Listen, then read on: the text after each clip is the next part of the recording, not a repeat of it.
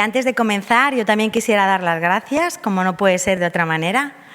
En primer lugar, quiero agradecer al Comité de Bioética de Amavir, no solo por contar conmigo para dar hoy esta ponencia, que para mí es un tema que me apasiona, sino por dejarme formar parte de su Comité de Ética. Yo soy miembro externo del Comité de Ética y yo siempre digo que a mí el Comité de Ética me pone los pies en el suelo, o sea, me mantiene cerca de la vulnerabilidad y del sufrimiento. Yo trabajo en la universidad con adolescentes alocados, ¿no?, que me dan otras o me enseñan otro tipo de cosas, ¿no? Y a veces creía que podía correr el riesgo de perder la cercanía de lo asistencial, puesto que yo soy enfermera, ¿no?, y de esa cercanía al sufrimiento, a la vulnerabilidad. Y, sin embargo, el Comité de Ética me permite no solo seguir vinculada a ese tipo de situaciones que para mí son tan importantes, sino también que me permiten aprender de ellas cada día de cómo querer hacerlo bien. Entonces, esto es algo que yo siento, ¿no?, pero no siempre se puede hacer público y creo que este es el foro para hacerlo. Así que muchas gracias. A ver, así se me oye bien, ¿verdad? Vale. Por otro lado, también os agradezco a vosotros aquí, los presentes, ¿no?, para que yo esté aquí hablando de un tema que a mí me apasiona. Como os decía, es necesario tener una sala, así que muchas gracias. Dicho esto, traigo un tema que se llama el consultor en ética clínica tejiendo redes, ¿no?, o un nuevo planteamiento hacia el futuro. Muy acorde al tema, ¿no?, de estas jornadas, puesto que es un reto, ¿vale?, la figura del consultor en ética clínica. Como les decía, es un tema que a mí me apasiona, tanto es así que es el centro de investigación de la tesis doctoral que estoy realizando, la cual ha pasado un comité de investigación y les decía, a mí me apasiona, ¿no? Os decía, a mí me apasiona. No sé si tanto a los que están en esta sala, puesto que es un tema algo novedoso, incluso puede ser controvertido. Sin embargo, yo tengo un deseo y es que en algún futuro, cuando si os aparezca en vosotros algún problema o algún conflicto ético, en algún momento aparezca esto del consultor en ética clínica, ¿no? O sea, mi deseo es dejar en vosotros una pequeña semillita que en algún momento de vuestra vida profesional os haga volver a pensar o a reflexionar en esta figura. Dicho esto, voy a comenzar, que si no me enrollo y no avanzo. ¿Cómo lo voy a hacer? Pues en un primer momento mi intención quiero contextualizar de dónde venimos y hacia dónde vamos, tanto en la relación sanitaria como en los comités de ética asistencial. Considero necesario hacer un poco de memoria, de echar la vista atrás, ¿no? Y considero necesario también recordar la historia para saber dónde estamos hoy en día y qué es lo que podemos necesitar en un futuro como reto, ¿no? De ahí que haga un recorrido de atrás adelante.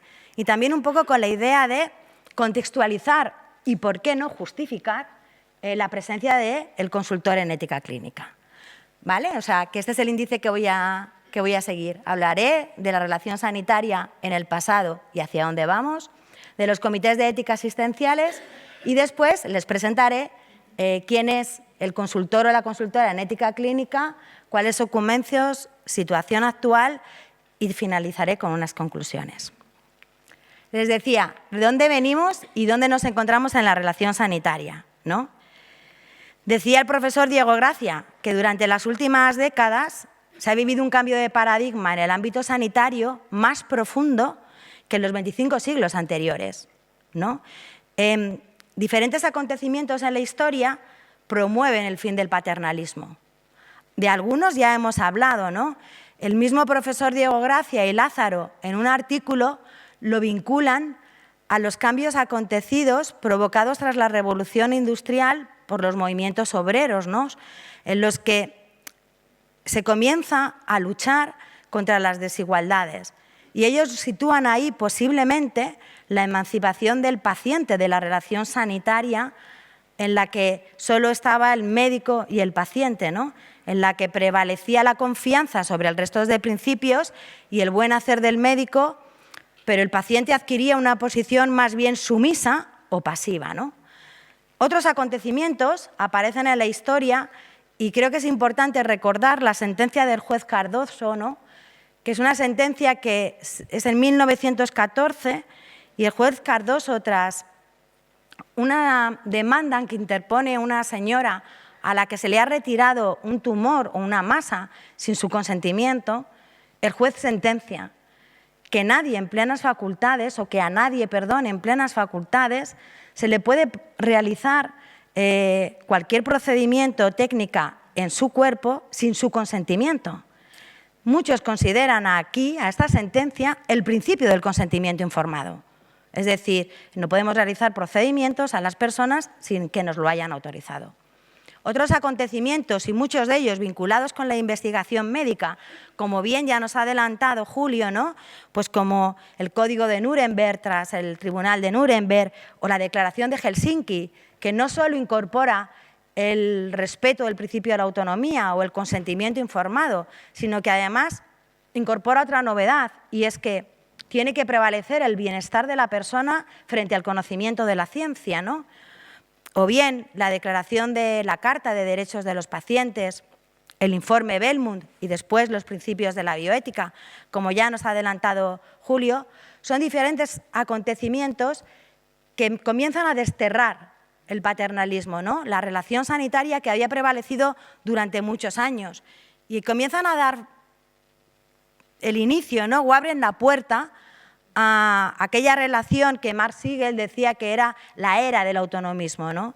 O aquella relación en la que el autonomismo o el principio de autonomía cobra cada vez más valor, ¿no? Destierro del paternalismo, comienza a aparecer el principio de autonomía o de respeto a la autonomía, mejor dicho, ¿no? Y es un cambio, empieza a haber un cambio de modelo en la relación. Casi en paralelo, a mediados del siglo XX, hay que añadirle la entrada en escena de los avances tecnológicos y biomédicos, ¿no? Comienzan las primeras máquinas de hemodiálisis, los respiradores comienzan a instaurarse en las unidades de cuidados intensivos. Por lo tanto, el abanico de posibilidades en la toma de decisiones comienza a aumentar, ¿no? O sea que cada vez tenemos a personas más informadas con más opciones de tratamiento, ¿sí? Y justo, casi a la par, entre los cambios en la relación sanitaria y el avance de la tecnología y el avance de nuevos procedimientos y nuevas técnicas, comienzan a surgir los primeros comités de ética asistencial. ¿Para qué? Para esto, ¿no? El primer comité de ética asistencial, haciendo un poco de historia, que como os decía yo creo que es necesario, aparece en Seattle en los años 60 en relación a las primeras máquinas de hemodiálisis, ¿no? Descubren la primera máquina de hemodiálisis y una vez que la han descubierto, los médicos se preguntan, ¿y ahora a quién se la ponemos?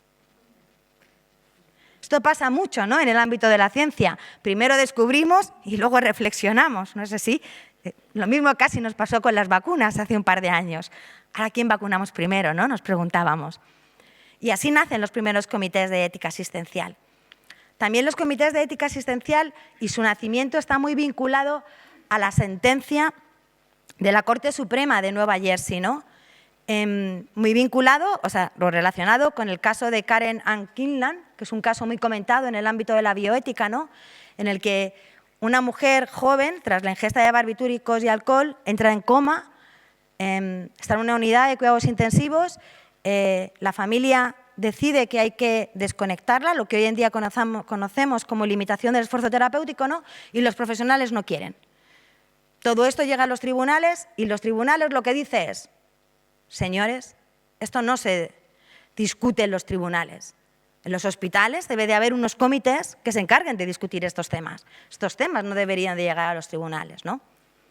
Fijaos, España fue un país pionero en la creación de los comités de ética asistencial en relación a otros países europeos. El padre Francesc Abel, en 1976, en un hospital de Barcelona y acompañado del doctor Luis Campos, crea el primer comité de ética asistencial. Y es en 1995 cuando aparece la primera regulación en el ámbito nacional con respecto a los comités de ética asistenciales, ¿vale?, del sistema del InSalud. 1995, ¿sí? ¿Nos quedamos con esta fecha también? Perfecto. No voy a volver a repetir que es un comité de ética asistencial, ya lo ha hecho muy bien Julio. Lo único que sí que voy a recordar cuáles son sus funciones. Un comité de ética asistencial es un grupo de multiprofesionales, profesionales de distintas disciplinas, que tienen diferentes funciones, que trabajan bajo la confidencialidad y que dentro de sus funciones está divulgar la ética y, por lo tanto, la cultura ética, formar a los profesionales, tanto asistenciales como del propio comité de ética, ¿no? Por eso estamos hoy aquí, porque es una de nuestras funciones como comité de ética, pero que además tiene otra función, y es asesorar a los profesionales de la salud, a los pacientes, a los familiares y, por qué no, a las instituciones, ante los problemas éticos que nos aparecen en nuestro día a día a los profesionales sanitarios. Y digo asesorar porque las decisiones de un comité de ética o lo que asesora un comité de ética no es vinculante. Es decir, al comité de ética le llega un caso, el comité delibera, aconseja al profesional y luego el profesional decide, ¿vale? Y creo que esto es importante que lo tengamos claro. Hasta aquí vamos bien. Esto podríamos decir que es de dónde venimos. La pregunta es, ¿dónde nos encontramos y hacia dónde vamos, ¿no? Pues fijaos, entre el paternalismo más, podríamos decir, obsoleto, ¿no?, en el que prevalecía el principio de beneficencia y maleficencia frente al resto de principios, y el autonomismo más radical, sobre todo, en el que prevalece sobre el resto de los principios, el principio de autonomía, cada vez más nacen otro tipo de modelos en la relación. Y cada vez más hablamos de un modelo de relación, Begoña ha hecho hincapié en varias ocasiones, de un modelo de relación sanitaria centrado en la persona. Y no solo en la persona, sino en la persona y en la familia, porque cada vez en nuestro argot, tanto sanitario como social, decimos paciente o persona y familia son una única unidad. ¿Estaréis de acuerdo conmigo, no? O sea, cada vez más vamos hacia allá. Sin embargo, fijaos, entonces yo decía, ¿en qué momento nos encontramos hoy, a 23 de octubre, ¿no? ¿En qué momento estamos? Pues diferentes acontecimientos vuelven a entrar en escena a finales del siglo XX y principios del siglo XXI, e incluso hoy, ¿no?, que nos hacen pensar en qué tipo de relación tenemos y qué elementos entran dentro de esta relación. O sea, ¿quién conforma la relación hoy en día de esta relación sanitaria, ¿no? Y lo comentabais aquí, alguien hacía una pregunta entre el público. Hoy en día cuidamos a personas de diversas culturas, ¿no?, muy diferentes entre sí. No solo por de dónde vienen, ¿no?, del lugar de procedencia, sino también por su propia cultura en sí. Pero también cuidamos a personas muy diferentes entre sí, de diferentes géneros, ¿no?, lo hablábamos antes. Pero, sin embargo, allí también cuidamos a personas cada vez mucho más informadas. También lo hemos comentado en esta sala, ¿no? Hoy me diagnostican o sospechan que tengo un diagnóstico y todo el mundo lo primero que hace es ir a Google y ahora más a la inteligencia artificial que te da no solo el diagnóstico, el pronóstico, el tratamiento y te dice, vamos, te pone una pauta de tratamiento, ¿no? Somos pacientes mucho más informados, ¿sí? O sea, somos personas con muchas más opciones de tratamiento y con un abanico mucho más amplio para tomar decisiones. Pero hay algo que no ha cambiado. O bajo mi juicio no ha cambiado. Seguimos siendo personas que sufrimos, que la enfermedad, la dificultad, la discapacidad nos hace sufrir. Y seguimos siendo personas vulnerables. Eso tampoco ha cambiado. Por mucho del destierro del paternalismo, por mucho que conozcamos el respeto a la autonomía, seguimos siendo vulnerables y sufrimos, ¿no? Y seguimos teniendo en nuestro interior nuestros valores, nuestras creencias, muy distintas las unas a las otras, ¿no? Y además, ante estas situaciones, habitan en nosotros emociones, sentimientos, unos más placenteros y otros más displacenteros, ¿no? Pero estos somos nosotros y también son las personas a las que cuidamos, ¿no? En las que a veces aparece la rabia, la tristeza, el enfado, el miedo por el desconocimiento. Y en la que en todos habita la incertidumbre, el ¿qué hago, no? ¿Qué voy a hacer ahora? ¿Cómo lo hago? ¿Qué me va a pasar? ¿Hacia dónde tengo que ir? ¿Sí? Por lo tanto, el modelo de relación sanitaria va cambiando, pero también va cambiando porque atrás quedó esa relación diádica de la que hablaba Pedro Lenéntralgo, ¿no? En la que el médico y el paciente se encontraban en una isla desierta. No. Hoy en día cuidamos equipos interdisciplinares. Equipos interdisciplinares, Julio nos ha hecho aquí levantar la mano, ¿no? Y que tenemos auxiliares de enfermería, trabajadores sociales, psicólogos, gestores, médicos, enfermeros, filósofos, ¿no? Que nosotros también somos personas y también personas que sufrimos, vulnerables, con nuestros valores, con nuestras creencias, que convivimos con la vulnerabilidad, con el sufrimiento, que nos generan emociones, a veces muy placenteras, pero otras veces no tanto, ¿no? Pero sin embargo con un mismo fin, cuidar bien y cuidar éticamente a las personas, ¿no? O sea, este sería nuestro nuevo escenario. ¿O no? A lo mejor este. ¿No? Este es nuestro nuevo escenario. Paciente y familia en el centro, una misma unidad, con sus valores, con sus creencias, con sus emociones, con más información y con la tecnología que a veces nos da mucha luz y a veces nos la quita, ¿no? No nos da tanta. Entiendo que la toma de decisiones en este nuevo escenario puede ser controvertida y plantear problemas éticos, puesto que todos además nos encontramos como en una misma simetría moral. ¿Sí? Personas distintas, con valores distintos, responsabilidades muy diferentes, comparten una misma responsabilidad. Cuidar bien, ¿no? ¿Sí? ¿Estáis de acuerdo conmigo? A la vista de estos datos, deberíamos de pensar, los comités de ética tienen que estar desbordados. No paran de llegarles casos, ¿no? O sea, cada vez tenemos más particularidades en las personas que atendemos, de diferentes culturas, con sus valores, con sus creencias. La tendencia es al respeto de ellas, ¿no? Pero cada vez somos más profesionales, ¿no? De distintas disciplinas. Pero entra la tecnología, entra la información, ¿no? Entra la inteligencia artificial. Los comités de ética tienen que estar desbordados, ¿no es así? No nos paran de llegar casos. ¿Cuántos miembros del comité de ética hay aquí? A ver, levantar la mano. Y nos llegan muchos casos. La realidad es muy distinta. Muy, muy distinta. Fijaos, perdonad que en un estudio que ya se hizo en Barcelona, en los comités de ética de Cataluña, en el año 2003, hace más de 20 años, ¿vale? Realizado por Rivas y colaboradores, pero él es el que firma el artículo, después de valorar los casos que le habían llegado al comité de ética durante los años 2000 y 2002, ¿no?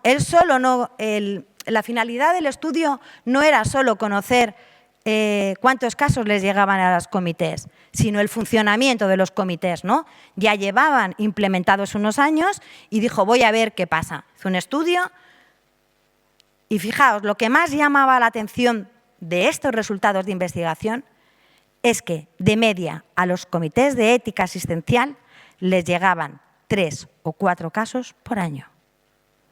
3 o 4. Y eso era en el año 2003. Bueno, podemos pensar, eran nuevos, todavía no se conocían demasiado. Sin embargo, estudios posteriores del 2010 y el 2011, realizados por Esteban Raz y como colaboradores, llegan casi a la misma conclusión. ¿Vale? Dice, la frecuencia de los conflictos éticos en la práctica asistencial de dos grandes grupos hospitales, él quería comparar entre dos grandes hospitales de Andalucía qué tipos de casos les llegaban a los comités, ¿no? Y con lo que se encontró es que los casos consultados a los comités de ética no llegaban al 1%. Datos algo a mi juicio, ¿no? Algo alarmantes. Fijaos, esto no pasa solo en España, ¿vale? En un estudio realizado a los profesionales de distintos hospitales, en 4 países europeos, concluyen que el 99% de los profesionales refiere enfrentarse a problemas éticos en su día a día. Sin embargo, solo el 11% consulta al comité.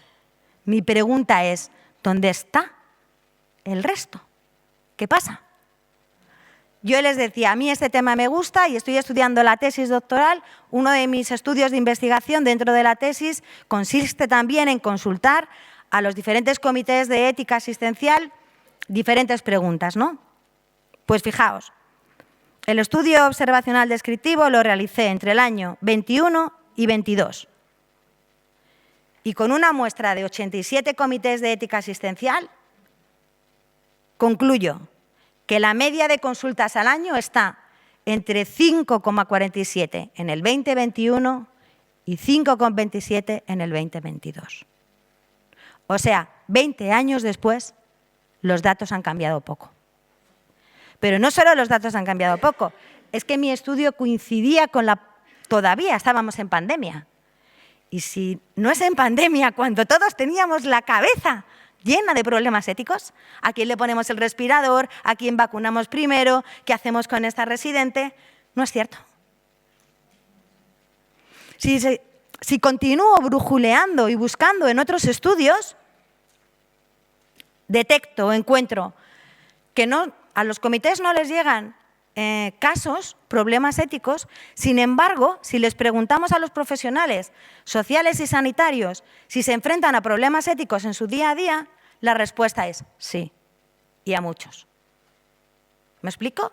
El mismo estudio que os presentaba antes, desde 2011, de Esteban Ranz y colaboradores, concluye, entre otros, que le preguntaban a los profesionales qué tipo de conflicto era al que se encontraban con más frecuencia, y la respuesta es los vinculados a cuidados paliativos, final de vida, dolor y sufrimiento.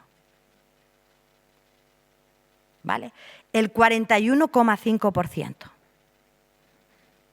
Otro estudio más reciente, ¿vale?, realizado, en el que preguntan cuáles son los conflictos éticos más frecuentes a los que se enfrentan los intensivistas en su práctica diaria, concluyen que sobre todo los relacionados con final de vida, limitación del esfuerzo terapéutico, uso de tratamientos paliativos y los conflictos en la relación sanitaria. Y concluyen que en más del 50% de estos profesionales perciben esos problemas. No salen las cuentas, ¿no? ¿O sí? No salen las cuentas. Si a los comités no nos llegan como mucho un 5% y los profesionales de ética detectamos conflictos éticos diariamente, ¿qué pasa? ¿Dónde están? O sea, ¿qué hacemos con los problemas éticos en nuestro día a día? ¿No? Porque en realidad este es nuestro día a día, o por lo menos este era mi día a día cuando era enfermera asistencial y creo que no ha cambiado mucho, ¿no? Julia, una residente institucionalizada que quiere salir del centro, pero la familia no quiere porque le da miedo, ¿no? Y ahí la beneficencia de la familia, pero ella dice que es donde más disfruta, ¿no? ¿Cómo tomamos ahí la decisión? O tenemos un único recurso, como contaba Julio, y 5 familias que lo necesitan y lo necesitan urgentemente. ¿A quién se lo proporcionamos? O un adolescente de 18 años que ingresa en una unidad de cuidados intensivos tras un traumatismo cráneoencefálico. La familia quiere mantenerle conectado a la ventilación mecánica, ¿no? Los profesionales consideran que hay que realizar una limitación del esfuerzo terapéutico. ¿Sí? En esta sala ya han ido saliendo distintas situaciones o distintos casos que son a los que nos enfrentamos día a día. Y unos pueden tener más trascendencia mediática que no personal, porque cada uno vive su conflicto como el más importante, ¿no? O sea, para Julia es clave salir a darse un paseo. ¿Sí? Pero también para esa trabajadora social es clave decidir a quién le da el recurso. Múltiples casos más nos podemos... Problemas éticos complicados, muy diferentes entre sí, para los que muchas veces no tenemos ninguna respuesta. Que además provocan mucho sufrimiento, tanto en pacientes, pero también mucho sufrimiento en los profesionales sanitarios, ¿no? ¿Cuántos profesionales de esta sala no se van a su casa en el coche y se llevan aquí, ¿no?, esta cosita que es ese resquemor que dices, no sé qué es, pero algo pasa. No sé qué hacer, pero me lo llevo, ¿no? Eso que se nos queda aquí metidito o aquí. ¿Entendéis lo que os quiero comentaros? ¿Os parece familiar? ¿Es nuestro día a día? Vale. Pues entonces desde aquí a mí me surgen nuevas conclusiones y nuevos interrogantes, ¿no?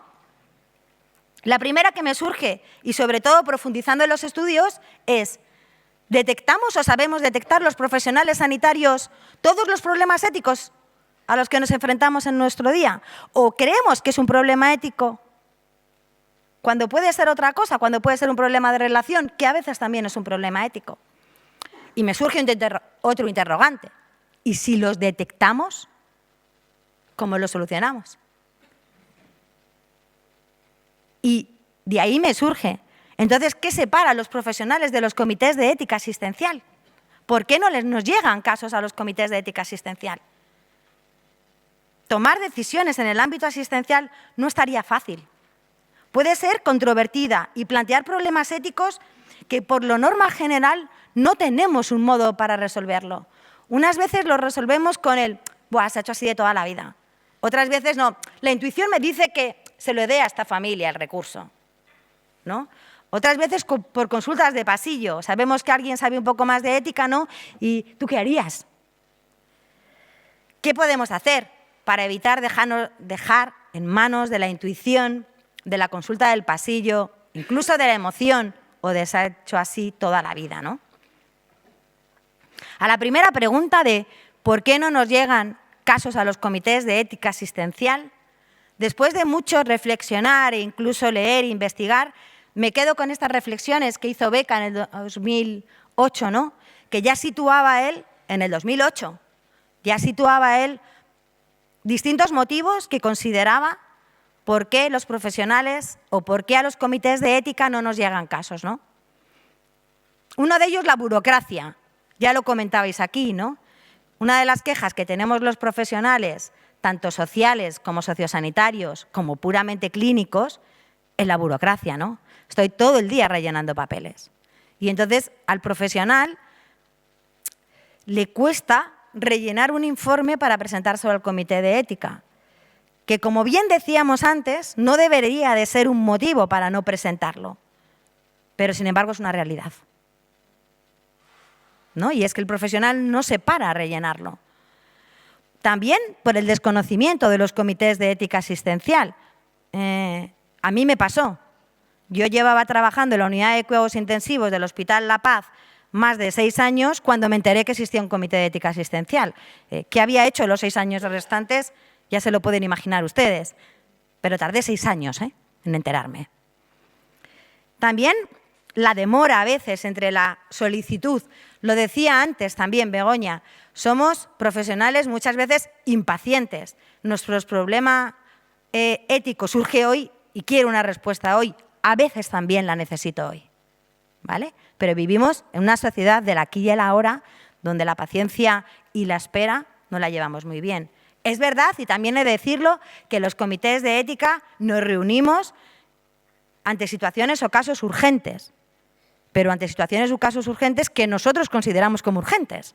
Pero claro, que Julia quiera salir a dar un paseo puede ser una urgencia, porque se acaba el verano.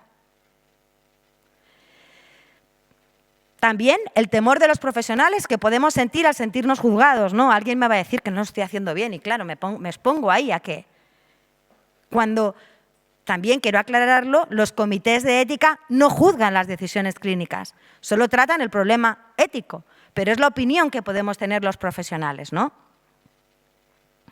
Y por supuesto, y para mí una de las más importantes, que los profesionales no conocemos las ventajas que tienen o que tiene consultar un comité de ética, lo que nos ayuda a que alguien nos asesore a tomar decisiones. Diferentes visiones, diferentes experiencias.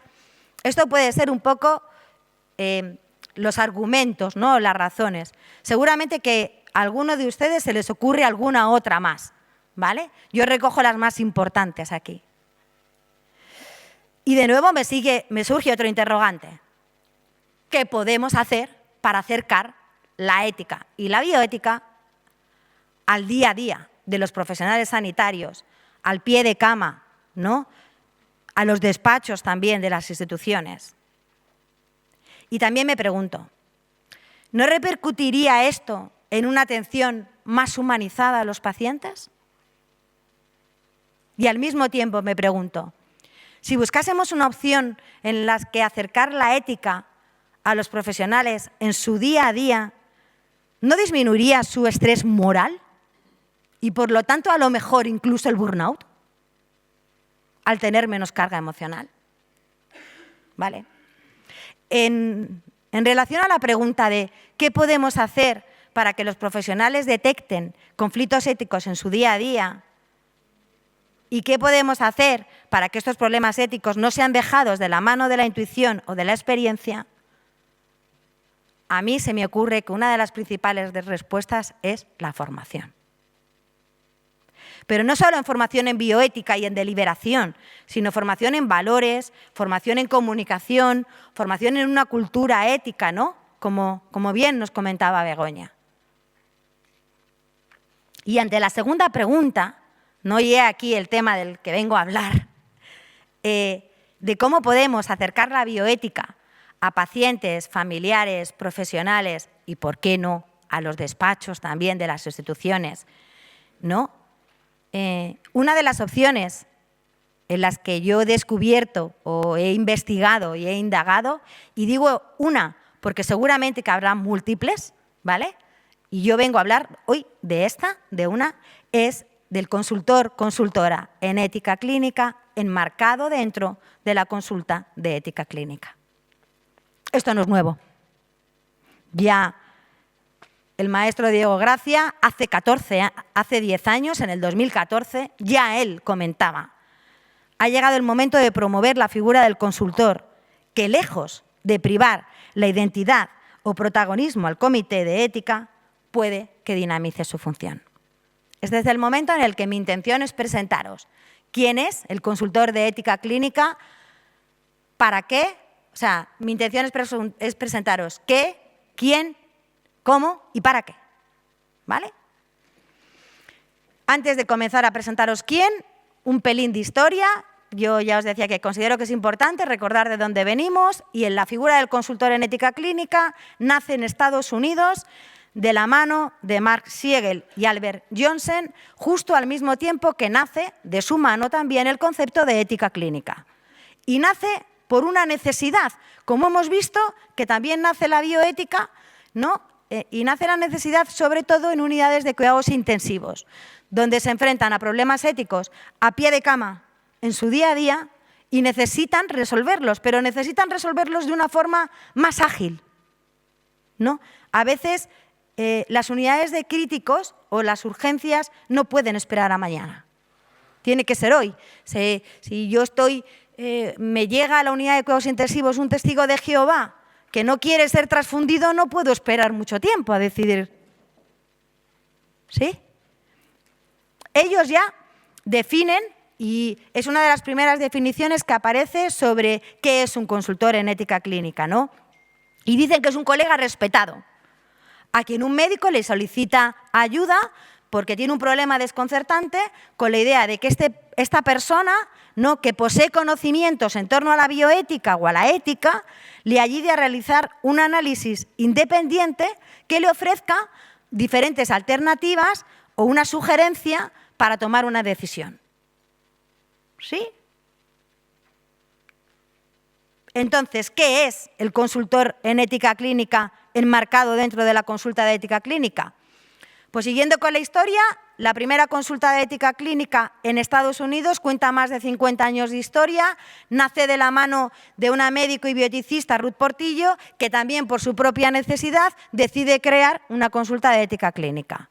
Años después, y pocos años después, ya se publica un artículo de Dr. Lapume y colaboradores en los que ya han investigado sobre la consulta de ética clínica en Estados Unidos. Y decían que en un año habían recibido 51 consultas. Parece que la consulta en ética clínica en Estados Unidos algo funcionaba. Y es en el 2011 cuando la Sociedad Americana de Bioética y Humanidades define la figura del consultor, define sus competencias y define también el cómo. Y define el consultor como un servicio prestado por una persona o grupo de personas. Y digo o grupo de personas, y hago hincapié aquí porque creo que este dato es muy importante. En respuesta a la demanda de pacientes, familiares, profesionales, ¿vale?, que atienden a personas debido a un problema o conflicto ético de valores en torno a la decisión concerniente a su manejo de la salud, ¿no?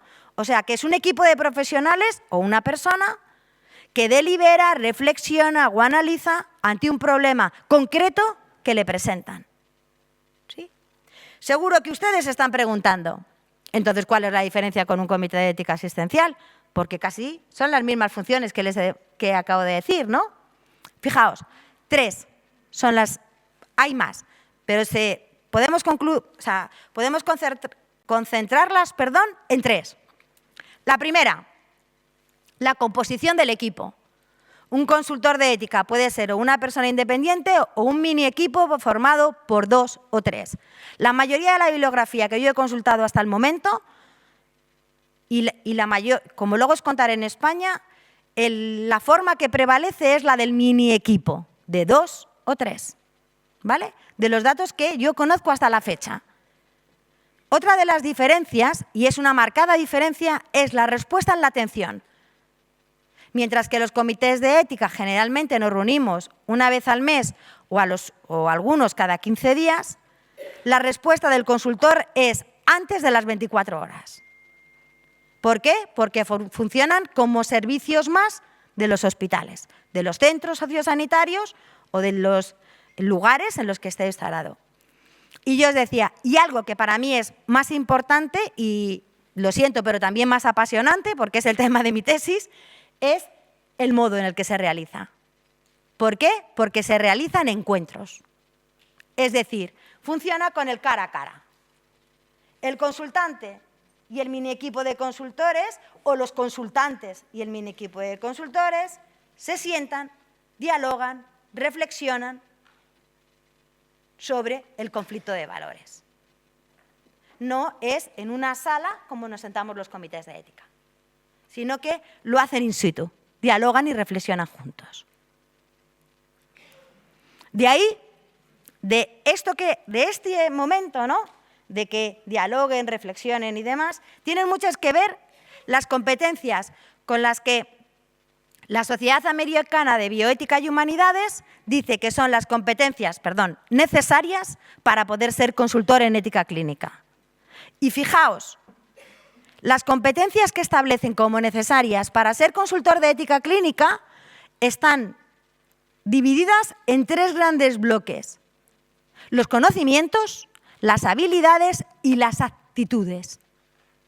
Es decir, para ser consultor de ética clínica en Estados Unidos y en algunos otros países de Europa e incluso Japón, que tiene bastante consultores en ética clínica, dice, una persona tiene que tener conocimientos sobre ética, tiene que tener conocimientos sobre moral y la teoría ética, sobre temas y conceptos bioéticos comunes, Pero también tiene que tener conocimientos sobre los sistemas de salud, es decir, tiene que conocer cómo funciona su institución, pero también tiene que conocer cómo funciona la comunidad a la que va a dar respuesta.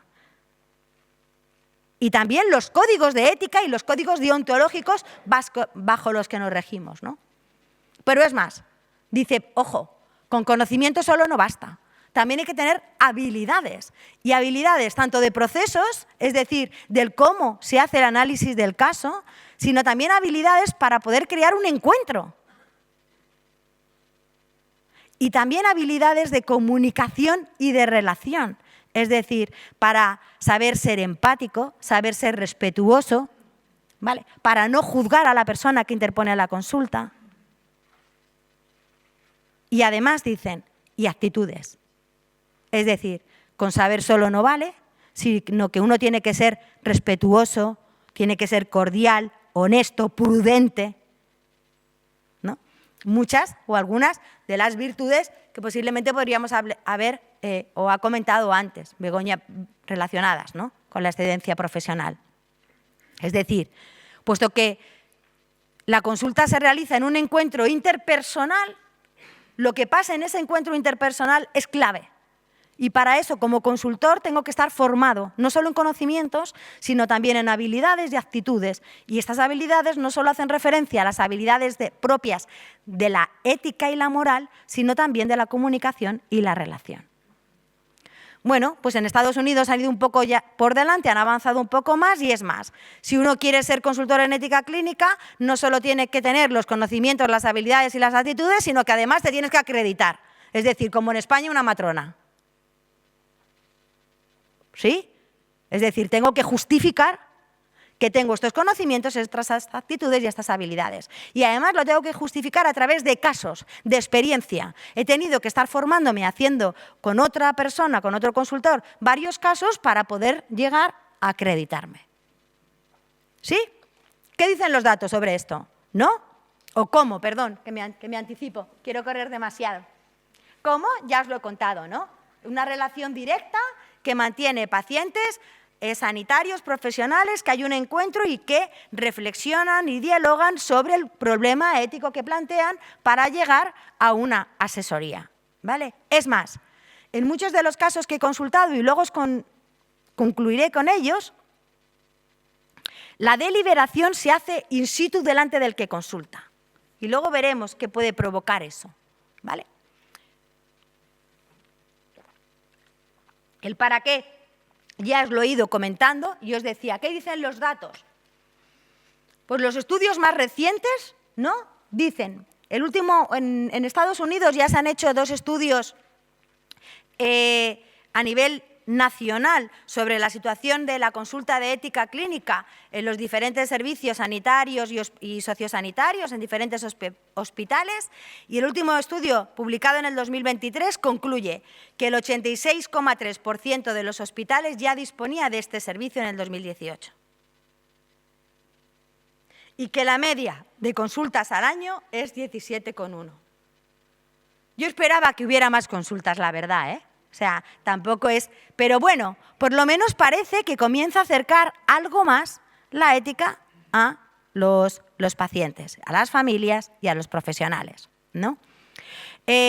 Si miramos fuera de Estados Unidos y fuera de España, pues en Japón la prevalencia de la consulta de ética clínica en distintos hospitales es del 72% y en Alemania del 49%. Los datos de Alemania son muy similares a los que al resto de países de Europa, ¿vale? ¿Cómo estamos en España? ¿Cuál es la situación en este país? Datos publicados de estudios, ¿no?, en revistas de impacto, que es lo que se lleva ahora, no tenemos muchos, pero sin embargo, o por no decir nada, sin embargo, si hacemos una búsqueda en distintas publicaciones, bien de congresos, bien de otros seminarios y demás, encontramos que la figura del consultor en España de ética clínica, a pesar de estar regulada, ¿os acordáis en el 1995 que os comentaba? Ahí ya se regula, ya aparece en ese Real Decreto la figura del consultor en ética clínica. Sin embargo, no es hasta 2015 donde yo buscando y buscando, he tenido noticias de la figura del consultor de ética clínica en España. Y nace en Castilla y León, de la mano de Antonio Blanco, un bioeticista que dentro de su comité de ética del que participaba en Castilla y León, deciden impulsar esta figura y es más, ya publican una guía sobre consultores. Y es más, definen en su guía la figura del consultor. Y deja para mí en esa definición una frase que para mí es fundamental y es que un consultor en ética clínica tiene que ser una persona del comité de ética clínica. ¿Vale? No puede ser un externo, que venga alguien a presentarse como consultor de ética clínica, sino que tiene que ser miembro del comité de ética clínica. Y que además ellos te dicen, debería de ser designado el consultor por el comité de ética clínica. ¿Vale? Así lo planteaban ya en Castilla y León. Así también se plantea en la regulación del 95. Buscando, encuentro, ¿no?, que en España comienzan a surgir distintas iniciativas. En Andalucía, a través de un plan de formación en el 2017, ese mismo año, en el 2017, también Ana Zapatero, en un artículo que publica sobre el consultor en ética clínica, ¿no?, y recoge que la experiencia de la figura del consultor de ética clínica como miembro del CEAC en un hospital de Barcelona, y dice que durante los últimos años de experiencia, si esto fue en el 2017, entendemos que ya tenía experiencia suficiente, y dice que de los 62 casos presentados, el 80% podrían haber sido resueltos o fueron resueltos por el consultor de ética clínica. ¿Vale? Hay dos en Madrid, y digo hay dos en Madrid, no porque Madrid sea pionero ni puntero en esto de los comités de ética clínica, pero sí que parece que en darlos a conocer, ¿vale? Que uno se trata, el del Hospital Universitario Infanta Elena, que en el 2019 pone en marcha un departamento de bioética clínica y que se trata de un servicio más del hospital, es decir, como otro tipo de consultoría, ¿no?, que se hace cargo del caso y valora la necesidad de llevarlo al CEA, ¿vale? O sea, digamos que es como un filtro previo. Y si pueden, entre ellos lo resuelven y si no, lo elevan al comité de ética. Y está constituido por 4 médicos, una enfermera y un trabajador social. Y uno de los miembros es como el que lleva el caso, ¿no? ¿Sí? ¿Me estáis entendiendo? Vale, bien. Este mismo hospital, en un congreso de bioética, en un foro similar a este, presenta los resultados que ha obtenido. Y decían que entre el segundo semestre del 2019 y el primer semestre del 2021 ya habían recibido 33 interconsultas. Algo más que el 5,27 que me sale a mí en mis datos, ¿verdad? Bastante más. Y que el tiempo de respuesta era el mismo día. Estos son algunos de los datos. Quizá, y yo os decía, uno de los servicios de consultoría ética clínica, a pesar de ser muy nuevo, pero que se divulga mucho y que puede ser el más conocido, es el del Hospital Universitario La Princesa, también porque uno de sus miembros, Diego, fue a formarse a Estados Unidos en esto, luego vino y trajo el modelo, ¿no? Y es verdad que es de los más implementados y sobre todo ya ha publicado, a lo mejor no tantos datos sobre las consultas, pero sí sobre el procedimiento, ¿vale? Y se trata de un servicio 24/7, es decir, cualquier miembro o cualquier profesional o cualquier paciente o cualquier familiar del Hospital de la Princesa, los 7 días de la semana a las 24 horas, puede poner una interconsulta o solicitar con los consultores un problema ético. Y ellos trabajan con un mini equipo, también uno es el representante, que es el que lleva, el busca o es el que está localizado y responde a la demanda, como en un encuentro presencial. ¿Sí? Pues fijaos, hace poco, bueno, ya hace un poco, pues año y medio, 2 años, ¿no? Julia, uno de los miembros de este equipo, en unas jornadas de bioética que planteaba la Comunidad de Madrid, ¿no?, para miembros de los comités de ética, presentaba sus resultados y decía que desde el inicio de la consultoría, que fue en el 2019, hasta noviembre del 2021 habían recibido 63 consultas, de las cuales el 80% fueron atendidas el mismo día. ¿Cuál es la situación a día de hoy? Y estos son algunos de los datos que he obtenido yo en los dos estudios que he realizado, uno observacional descriptivo y otro cualitativo. No les puedo presentar todos los datos porque no están publicados y porque además, y si no, no se pueden publicar, y esto es así, y además porque no están todavía toda la discusión elaborada. Pero sí que os puedo adelantar algunos datos, y es como que este es el mapa de España. Actualmente Castilla-La Mancha, Castilla-León, Madrid, Navarra, Valencia y el País Vasco y La Rioja tienen la figura del consultor en ética clínica, o por lo menos que hayan respondido al cuestionario que yo envié, de los 87 CEAs a los que se les consultó. También he de decir que Barcelona tiene muchos más consultores de ética clínica en relación al resto, ¿vale? O sea, hay una gran diferencia entre Barcelona y el resto de comunidades autónomas. Que el modo más común de acceder a la consulta de ética clínica el que más prevalece es a través de los comités de ética asistencial, lo que también nos hace pensar, ¿no? Que no podemos dar todos los datos, que los consultores de ética clínica en España están vinculados al comité de ética clínica, asistencial, perdón. De hecho, todos menos uno de mis respuestas están vinculados o dependen de los comités de ética asistencial. Que para el 100% de los casos registrados el número de encuentros es entre 1 o 2, o sea, que se sigue el modelo que plantean en Estados Unidos. Es un encuentro directo entre consultantes y consultores, o consultor y consultantes, dependiendo del modelo, ¿no? Y fijaos, y para mí esto es otro dato importante, el 69,2% registra una nota breve en la historia clínica y el 50,4% una nota mucho más detallada. Y hago hincapié en esto porque luego iré en ello en las conclusiones, ¿vale? Y en todos, excepto en uno, la deliberación del caso se realiza en un mini equipo. Es decir, no delibera un único consultor. Es decir, se reúnen 2 o 3 y reflexionan y deliberan para asesorar. ¿Sí? Esta es la situación actual. ¿Qué me han dicho ellos a mí en las entrevistas que les he ido realizando a cada uno de los consultores que he podido entrevistar? Pues la mayoría coinciden y destacan. 1, que poner cara al consultor en ética clínica aproxima la ética al resto de los compañeros y aproxima la ética en el día a día. Ellos me decían, mamen, es que yo soy ya la de la ética en mi hospital. Dejo de ser la internista y he pasado a ser la de la ética, ¿vale? Y ella me decía, o ellos me decían, y eso visibiliza al CEA, le dinamiza al CEA. De hecho, algunos me contaban, cada vez más miembros del CEA quieren ser consultores en ética clínica y se forman más para poder llegar a ser consultores en ética clínica.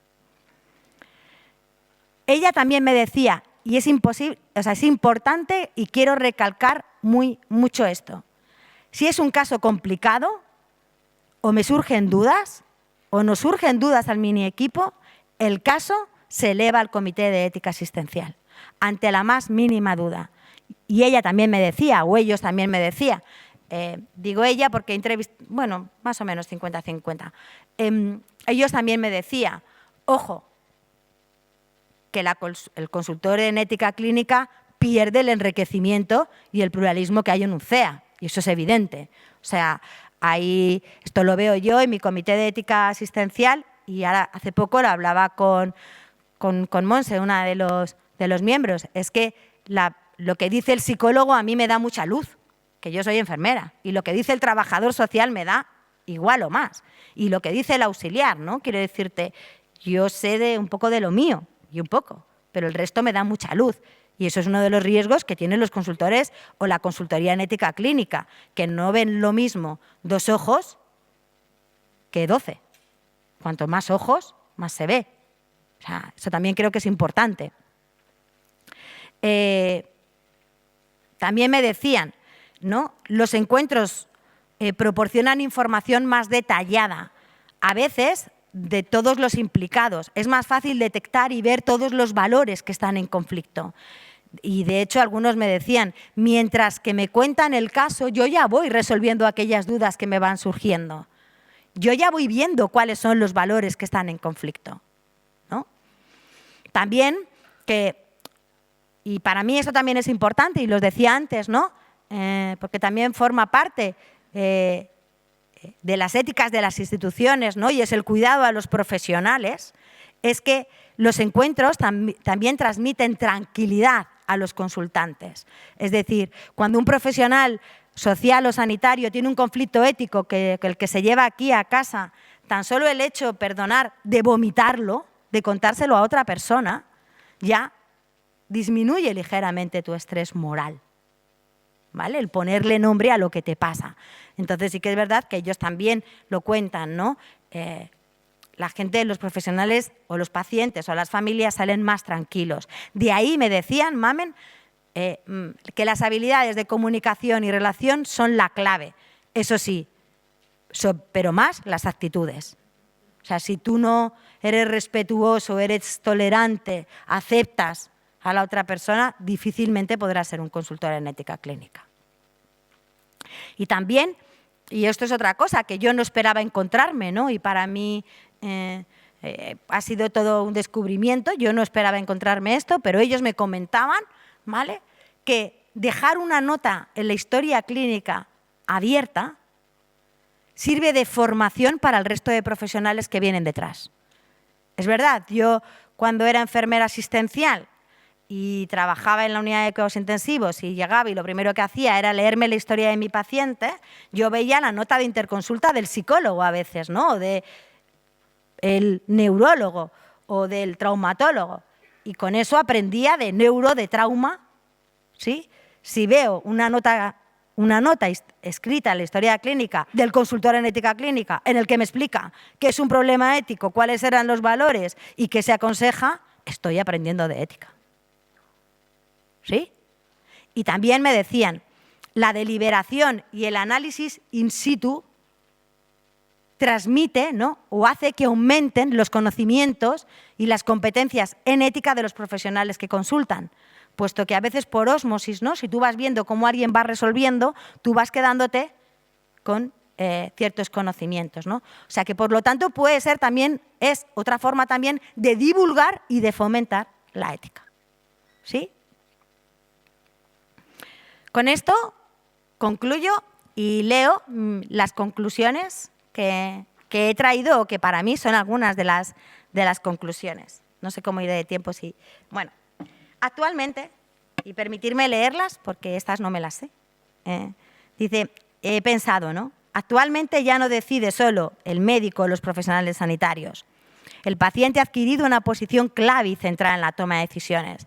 El principio de autonomía cobra cada vez más valor, pero quizás dejarle a la persona o a la familia al amparo solo de este principio puede que no sería beneficiente.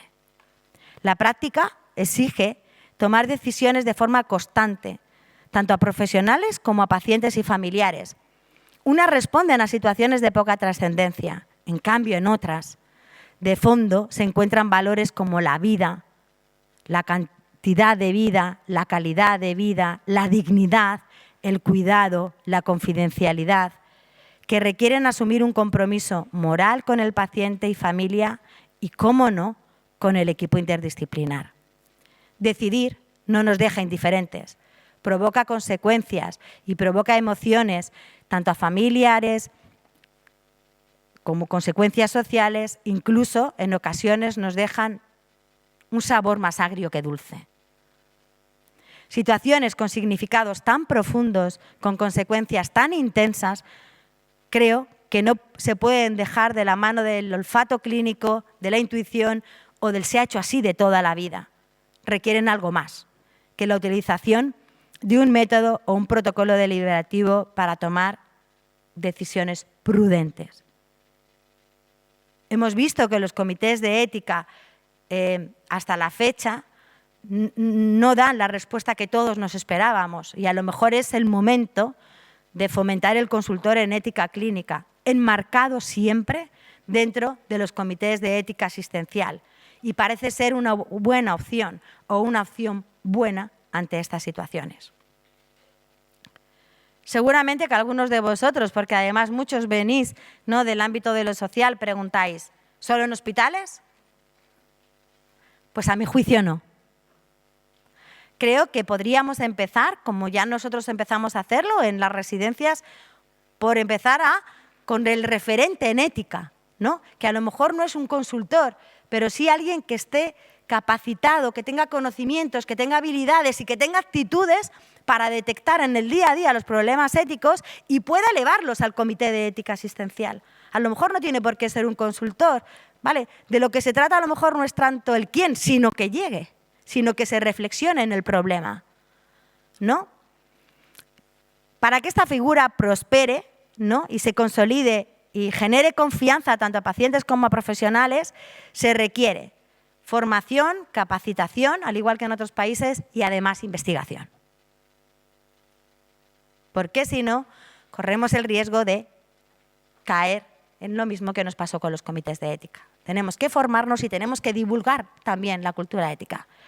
Y termino con, de nuevo, ojalá, como decía el profesor Diego Gracia, los consultores de ética clínica, que lejos de privar de identidad o protagonismo al comité de ética, pueda dinamizar su función. Muchas gracias.